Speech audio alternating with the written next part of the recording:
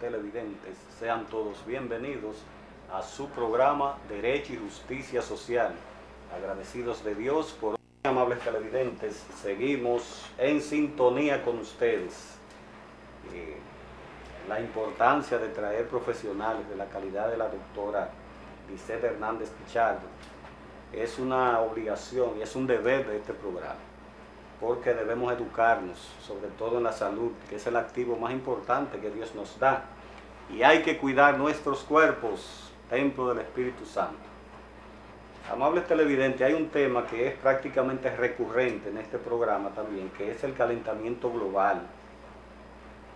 Toda la Tierra pues está sufriendo las secuelas, lo que es el efecto invernadero.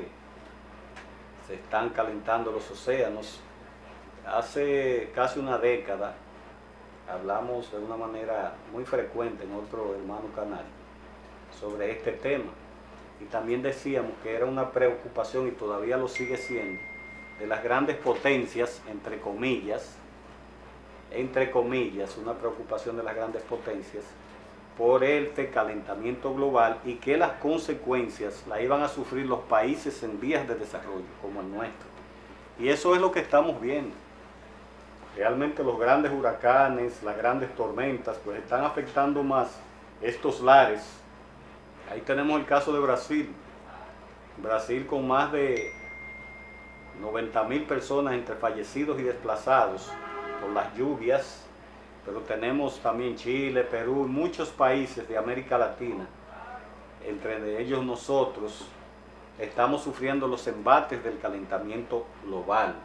Además de que eso no se queda ahí, en las grandes inundaciones, los desastres, las pérdidas de vidas, vidas materiales, los bienes de las personas que han adquirido, que es lo secundario, porque lo importante es la vida, sino que estas lluvias, estos fenómenos dejan enfermedades, especialmente aquí en el trópico, lo que son las enfermedades tropicales, como la gripe, la influenza, el dengue, la leptospirosis. Esos grandes lagos que se hacen en los barrios, en las calles, es un problema de salud pública, porque nosotros vemos, por ejemplo, el COE dando auxilio a través de los organismos que lo componen, sacando a las personas de lugares peligrosos para llevarlo a lugares seguros hasta que pasan las lluvias. Lógicamente esas personas vuelven a sus casas, pero ¿qué sucede? Como el caso nuestro, que ya los suelos están saturados, que por cualquier llovizna, por cualquier ligera lluvia, pues vuelven las inundaciones, y entonces en esas corrientes transitan muchos tipos de bacterias y de enfermedades que provocan la muerte, como la leptospirosis, que es mortal, aún atendiéndola rápido, es una enfermedad de una alta mortalidad, ¿verdad, doctora? Sí. Porque a usted le destruyen los órganos cuando usted está en contacto con ese elemento que producen las ratas, especialmente la leptospirosis. Y es importante pensar en esto. En una ocasión yo también me manifesté contra las plantas a carbón de Punta Catalina. ¿Por qué? Porque es otro contaminante. Las plantas a carbón producen mercurio y hollín, además de que contribuyen al calentamiento global. ¿Qué hace el hollín? Que daña los pulmones. Nosotros hemos visto cómo han crecido las enfermedades pulmonares, que no es nada más atribuido a estas plantas a carbón. También tenemos un parque vehicular en mal estado, consumiendo combustibles fósiles que van al sistema respiratorio. Incluso personas jóvenes ya están en tratamientos costosos con problemas de pulmones. Antes la preocupación era por el cigarrillo, por el que fumaba. Ahora, además del cigarrillo, se unen estos elementos contaminantes y otros instrumentos que hemos hablado aquí, como el vape. Jóvenes de todos los estratos con un dispositivo dañando sus pulmones. Y todo esto también va al exterior, va al medio ambiente. Se va acumulando y construyendo una bomba en lo que es el calentamiento global. Nosotros somos parte también, pero aunque de manera ínfima. Las grandes potencias son los grandes contaminantes del medio ambiente. Nosotros solamente producimos, los países en vía de desarrollo, el 1.5 del CO2 que contamina. Y esas grandes potencias son los grandes contaminantes del planeta, especialmente China. y los Estados Unidos, México, esas grandes naciones que consumen tanto combustible, que tienen tantas industrias. Básicamente China había prometido y había comenzado a eliminar todos esos parques que producen energía con plantas a carbón. Recordamos que China tenía una política, sin embargo China ha retomado esta iniciativa de seguir construyendo plantas a carbón. Es cierto que China es una gran nación que tiene que producir mucha energía, pero el planeta está languideciendo, el planeta está muriendo. Japón también, antes de los Juegos Olímpicos, se comprometió a seguir eliminando las plantas a carbón.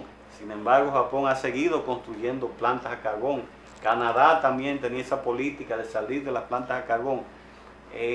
Antes, como les dije, que se instalaran las plantas de Punta Catalina, yo no estaba de acuerdo. Este país es rico en energía renovable. Este país tiene sol, tiene viento, tiene ríos. Nosotros por biodiesel, biomasa, aquí se puede producir la energía sin tener que recurrir a los componentes fósiles y contribuir de esta forma mucho más a disminuir el calentamiento global. Entonces, esta situación que está pasando, que no solamente afecta a nuestro país, lógicamente, es un problema universal. Los gobiernos no tienen interés realmente. A través de la ONU, de sus diferentes organismos, esas grandes naciones hablan de comprometerse a disminuir lo que es el efecto invernadero. Sin embargo, países, grandes potencias como China, hemos hablado, han seguido con sus proyectos de construcción de estas plantas contaminantes. Y realmente, ¿qué es la ONU? Es la Organización de las Naciones Unidas, compuesta por las grandes naciones, que son las que la dominan. La ONU, la que crea esas políticas que manda a los países como el nuestro, que todavía tenemos valores, que Dios está con nosotros a través del aborto, a través de mandar a los niños a que sean niñas y viceversa. Eso es lo que está haciendo la ONU. La ONU no está favoreciendo en nada, especialmente a los países pobres. Y ahí tenemos el ejemplo de Haití.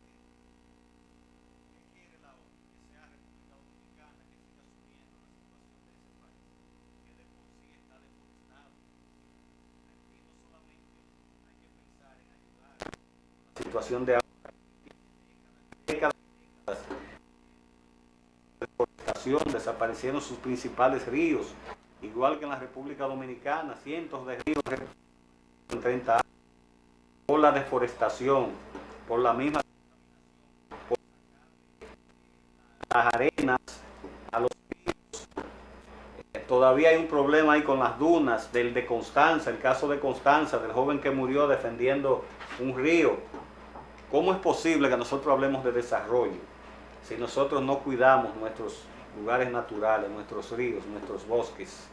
Sembrar un árbol, esta debe ser una política. Yo recuerdo que para yo hacerme bachiller, yo tuve que ir con un grupo de estudiantes a sembrar unas lomas por ahí.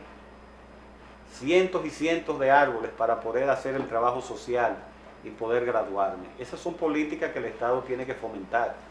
Y aportamos un granito de arena para este calentamiento que está acabando con todos nosotros. De hecho, las zonas desérticas están aumentando, disminuyendo lo que son las zonas fértiles para sembrar, para producir alimentos para la gente, que también es otro tema en el cual nosotros insistimos.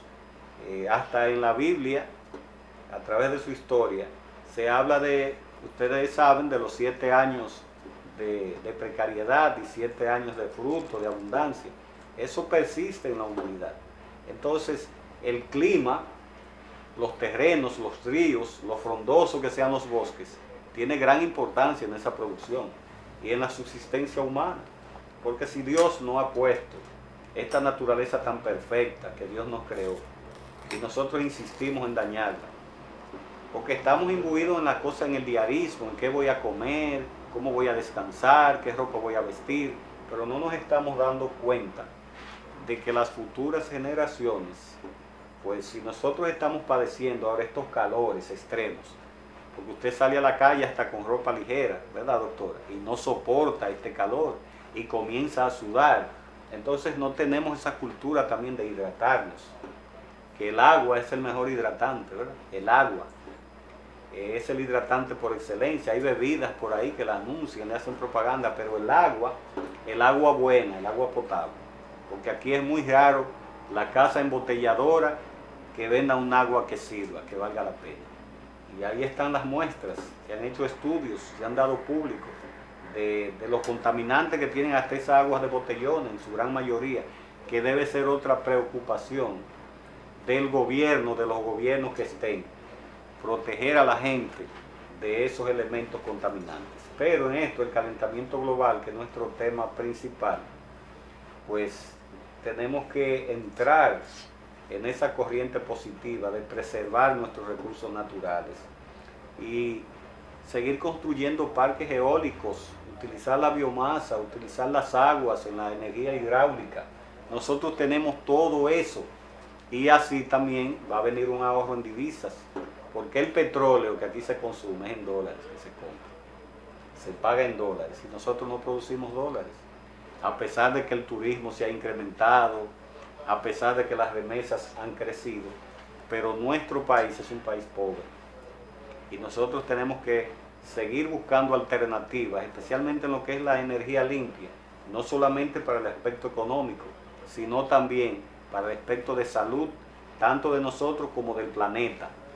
Cada cigarrillo que usted se fuma, cada motor que usted enciende, que usted está llevando al medio ambiente, es una parte de la contaminación que estamos produciendo. Por ejemplo, yo ando en un vehículo de combustible fósil, pero cuánto me gustaría tener la facilidad de que el Estado me diga, usted puede adquirir un vehículo eléctrico, que son bastante costosos.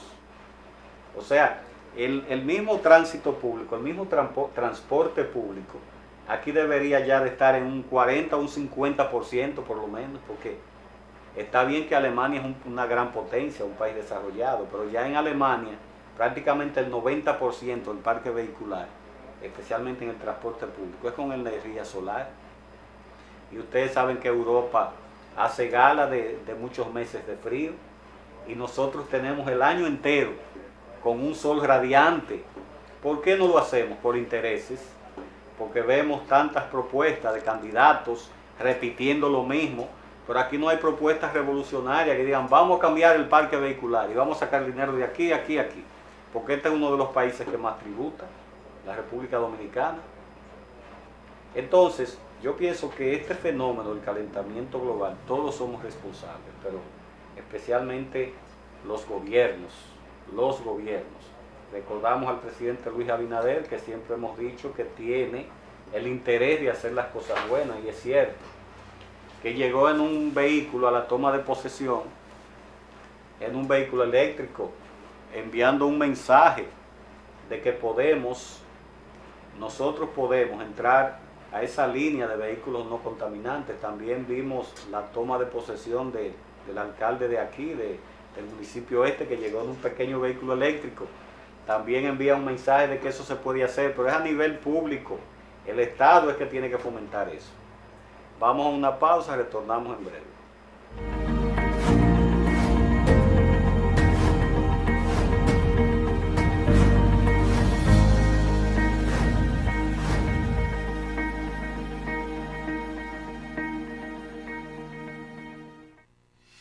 Los productores de opinión pública son el cuarto poder de la información, con análisis, comentarios y entrevista sobre los hechos que generan las noticias y los acontecimientos a nivel nacional e internacional.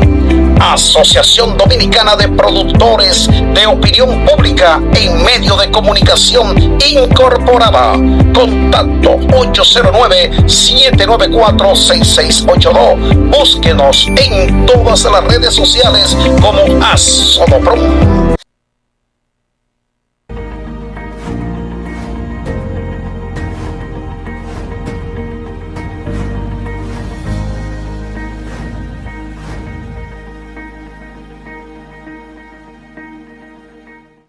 Bien, amables televidentes, otro tema que hay que tratar tiene que ver con el sindicalismo en la República Dominicana. En los últimos días hemos visto unas propuestas, especialmente de los maestros, también anteriormente vimos los médicos protestando, todo el mundo tiene el derecho a protestar. Es el fuero sindical, es el fuero que permite la Constitución, esa libertad de usted reclamar, porque el pueblo es soberano. El pueblo se supone que tiene todo el derecho a protestar de una manera pacífica, pero nosotros añoramos ese pasado de los años 60, 70, de lo que representaban los sindicatos, especialmente los sindicalistas, que la gran mayoría tenían una trayectoria de lucha, eran formados para luchar por sus representados, por los miembros de los sindicatos, por causas justas. Y ahora mismo hay 3 grupos de esos que se pueden llamar sindicatos, yo lo anoté por aquí, que son la Confederación Nacional de Unidad Sindical, CNUS; 2, la Confederación Autónoma Sindical Clasista; y 3, la Confederación Nacional de Trabajadores Dominicanos. Sin embargo, nosotros no sentimos esa fuerza de lucha, de representación hacia los trabajadores.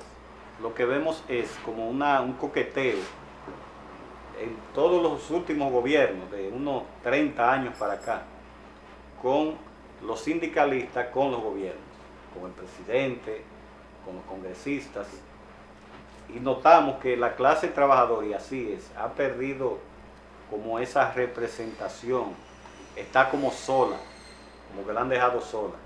Solamente, como hablé, los médicos y los maestros están en las calles, pero estas propuestas que también criticamos, especialmente la de los maestros en un programa pasado, señores, ese 4% de la educación no se puede ir en salarios. Esa dirección de la ADT deben de pensar que este es un pueblo pobre, que los que sufren cuando usted deja de dar clases de la docencia son los niños pobres, quizás de donde ustedes vienen, de esos barrios pobres. Entonces la naturaleza del sindicalista es esa, que le duela al pueblo. Los gobiernos son los gobiernos, entonces el método de lucha hay que cambiarlo en cuanto a ese sentido, además de que los maestros deben reeducarlos, la gran mayoría. Hay muchos maestros buenos, pero hay maestros que no saben escribir y su forma de expresión deja mucho que desear. Y ahí está la prueba PISA. ¿Qué arrojó la prueba PISA? Se quemaron casi todos los maestros. Entonces yo estoy de acuerdo en que tengan salarios dignos, pero con una evaluación de un desempeño, donde ellos arrojen que realmente merecen ese salario en base a un esfuerzo, de una preparación, lo que es la educación. Y no estoy hablando básicamente de los 3 factores de la educación, que es el formal, el informal y el no formal, sino también una educación en el amor, en la humanización de la educación, donde el ser humano se forme de manera integral, amando al otro, ayudando al otro. Eso es lo que necesitamos, no tantos intelectuales. Nosotros somos ricos, nosotros somos un país solidario, los mismos turistas lo dicen, solo nos falta tener ese amor a los demás. Y el sindicalismo, pues la mayoría de ellos andan haciendo acuerdos, andan bien montados en buenas residencias, y la mayoría de sus representados pues están languideciendo, salvo esos 2 que son los médicos y los maestros. Los médicos también, demasiadas huelgas, parando los hospitales donde van los pobres, ganando un sueldo del Estado, un sueldo que pagan los impuestos del pueblo. También tienen que repensar, y estamos de acuerdo en que los médicos ganen buenos salarios, porque son los que están, se supone, atendiendo a los pacientes. Hay médicos, lógicamente, que tienen tanto trabajo, que trabajan en 3 clínicas y no personalizan, no conocen a sus pacientes. También al médico hay que darle un salario digno, que se pueda enfocar y que haya una exigencia. Por eso ustedes ven ahora unas sentencias que se evacuaron de un centro médico, unos centros médicos millonarios por demandas que se pusieron. Entonces eso tiene que hacernos abrir los ojos de que la salud no es un negocio. La salud es el activo más importante que tiene el ser humano. Entonces el sindicalismo tiene que irse a los 2 extremos, tiene que pensar en que es dominicano, en que este es el pueblo que ha sufrido desde nuestra vida republicana, desde 1844, todas esas deficiencias. Pero ya cuando comienza el siglo XX, que es que básicamente arranca el sindicalismo en la República Dominicana, podemos recordar por historia, entre el año 1900-1905, a José Enrique Cunnar, que fue prácticamente el primero que comenzó la lucha sindicalista con un sindicato de panaderos, me parece que ahí en Puerto Plata, y luego se fue a la lucha con los ingenios, las azucareras, que era nuestra principal industria en la República Dominicana, que se entregaban, estuvo preso, Entonces tenemos también a Mauricio Báez, que es más para acá, que todos conocemos, hay un club incluso, Mauricio Báez de los Santos, que era un gran sindicalista, que dio su vida, estuvo exiliado en la embajada me parece que de México, se va a Cuba y allá lo mata el régimen de Trujillo. Personas que daban la vida, que dieron su vida por representar a los trabajadores de la República Dominicana. Entonces, es otra de las cosas que hay que repensar. ¿Qué es lo que nosotros queremos construir? No es que haya violencia, no es que nos matemos unos con otros, sino que tratemos de tener una sociedad más justa. De hecho, ojalá no deberían existir los sindicatos, o no haya la necesidad de que existan los sindicatos, y de que todos tengamos un deseo de superarnos, de ayudarnos mutuamente, y que a través de la educación, pues, no solamente del famoso conocimiento de ese que hablamos, de la tecnología, de las computadoras, ahora de la inteligencia artificial, sino de acercarnos más. Por eso siempre nosotros con el tema de la familia insistimos. Familia, primer núcleo social que creó Dios, los padres, el amor que dan a sus hijos. Y si por H o por R suceden eventos, porque en la familia puede suceder de todo. Si tenemos a Dios, podemos llevarla, enseñarle a los hijos, apoyar a su hermano, apoyar al vecino, al amigo, donarse. No hubiese la posibilidad de tener sindicatos, ni de tener luchas, ni de pagar educación. Bueno, hay derecho a hacerlo, pero todo tiene que ver con esa educación en valores, en el amor que viene de Dios. Eso es lo que nosotros necesitamos. Por eso insistimos, los padres, estar con sus hijos.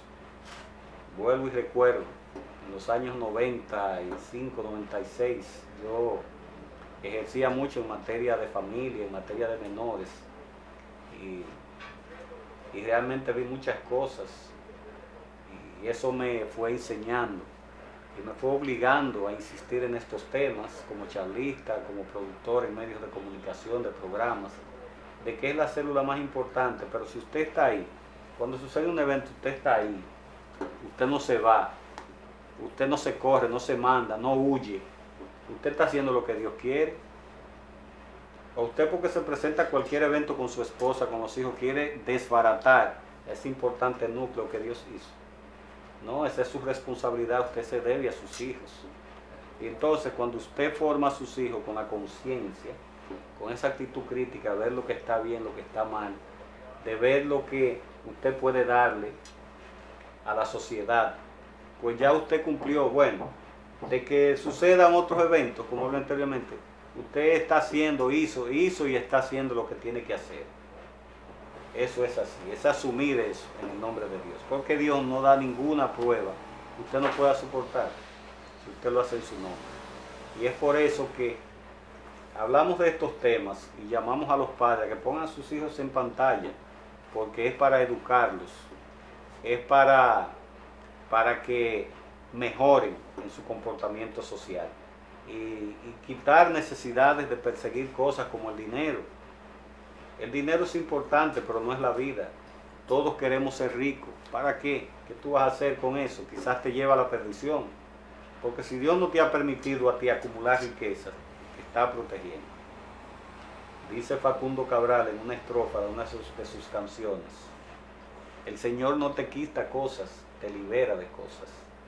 Y tengo mucha experiencia en personas que comenzaron con su familia pequeña, empezaron a ver el dinero como algo más importante que su familia, y ya hoy no existen como familia, porque el dinero los arropó, el dinero los secuestró.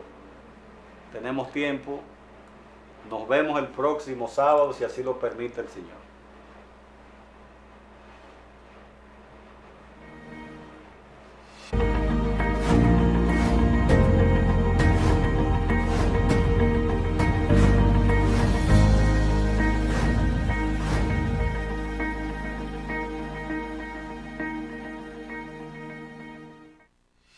Los productores de opinión pública son el cuarto poder de la información, con análisis, comentarios y entrevista sobre los hechos que generan las noticias y los acontecimientos a nivel nacional e internacional.